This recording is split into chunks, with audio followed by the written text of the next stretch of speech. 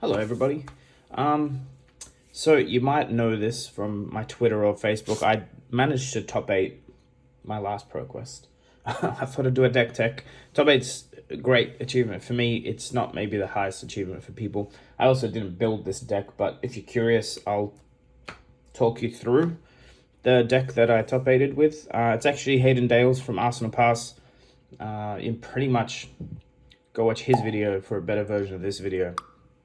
And get your sideboarding guide and that. If you're not a patron and you're planning to compete in any events, is probably the place to be. Part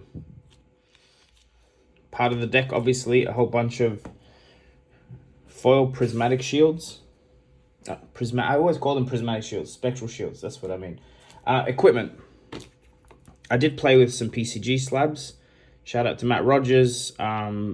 Obviously trying to help these guys build up some pop report, market cap, etc. Tunic, Ironhide Gauntlet for most of the matchups where you need to stop on hits. I played with my gold foil, not that I won it, but I own it. Gold foil, Skull Cap, gold foil, Phantasmal Footsteps, and try and fit all these on here. Wrong one. Obviously, Luminaris is no other Prism weapon right now that's playable. I'll start. I'll maybe I'll leave these out, see if I can actually fit everything on the board. Yeah, let's do it this way. So for reds, I'm not gonna I don't think I'll do a sideboard guide because that stuff's fairly, well, it's actually what I'm not very good at. For reds, we run 6 heralds. 1 cost. You can run these off a tunic resource, and you can you'll be swapping some of these out in the sideboard. The other reds are mainly defense reactions, but this is an aura deck. It's not an aggro herald deck. So our strongest herald erudition, obviously 3 yellows, protection, triumph. I haven't counted the exact number of yellows or colors, I should say, pitches. So for the 4 cost yellow auras, and this is how I sort of understand the deck, is you've got heralds which cost 1 or 2. You've got 4 cost yellow auras that you can sort of flash in at instant speed, which are Genesis, Retribution, Humility, and of course Arclight Sentinel, probably one of the most disruptive cards in the game, and Ode to Wrath. And then you've got one of the strongest defensive reactions in the game, because this not only protects you for 6, it also lets you go again the next turn. If you've got nothing else to do, you pitch a yellow, using the soul shield that's gone to your soul to create a spectral shield that gives you go again for like however many auras you've ended up with. We do run a few blues in this deck. Most are heralds, and of course the new blue auras from Everfest. I believe the way the blues work too is you, other than being able to use them as attacks, you can tunic resource and pitch a blue to flash in a 4 cost aura, which usually would cost you 2. Because we don't run vestige, it's very important to have the ability to flash in a yellow aura without having to use 2 cards as pitch. These are the blue auras that we ran. Again, a set of all of them from the new... a play set of all of them from the new set. The way the deck works is pretty much try your best to build up, and as often as you can, use 1 yellow and 1 blue aura every turn. So you start off with a yellow, or you put a yellow in at the start of their turn, or especially at the end of their turn with Genesis, and then try and use your action point at the end to play a blue aura. More or less, the more auras you get, the more likely you win, especially in the mirror. It's definitely just a race to see who can get more auras in play. So the simple explanation is you're trying to play a yellow aura, you're pitching a yellow to do something so you get go again, and ideally you've got some spectral shields and auras that you can attack as weapons with Luminaris and then end the turn with a blue aura. That's the simple version of a turn on this deck.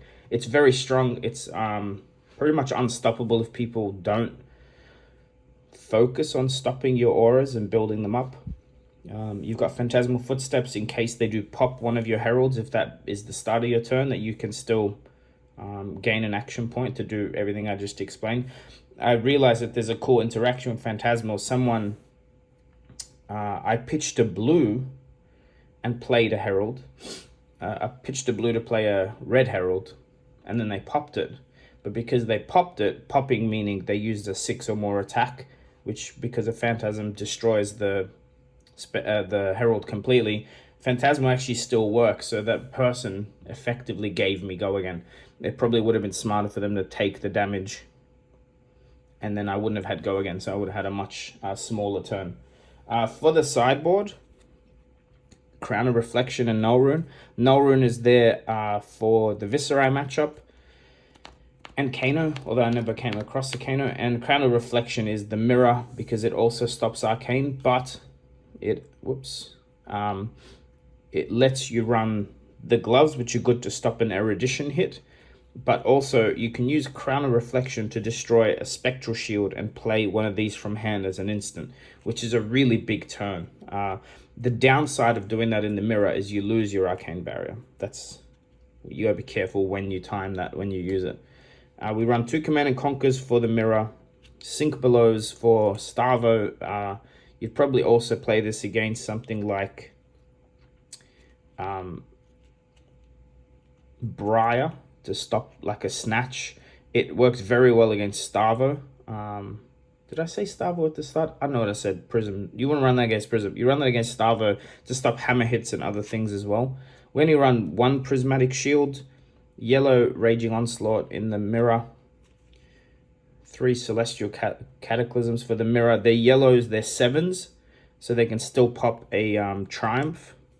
And then we run 2 Heralded Judgments. Insanely strong, I believe, against Chain and Levia because of the on-hit effect.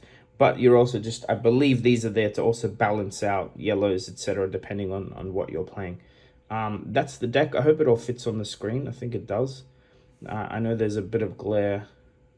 It's hard to do the lighting with this much plastic wrapping on cards. But I'll post the Arsenal Pass video. Hayden Dale obviously explains his own deck much better. This is the one I believe he won the first ProQuest with.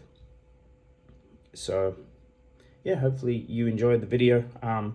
I won't bother trying to explain the intricacies of the deck other than what I have. I definitely can pilot it now. I understand the interactions and how things synergize, and I think my decision making for someone who's only played CC for 1 season, I think I got this deck down pat. If you want to test or something, I'm happy to jump on it on TTS and play against you people. So in other news, I didn't win one of these, but I bought a few, half a dozen, I believe. So when they all arrive, I'm going to mark them with who I bought it from.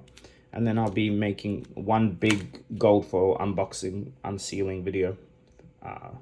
Should be fun. All right, guys. Have a good one. Thank you for watching Fluke Box. Please subscribe for more content.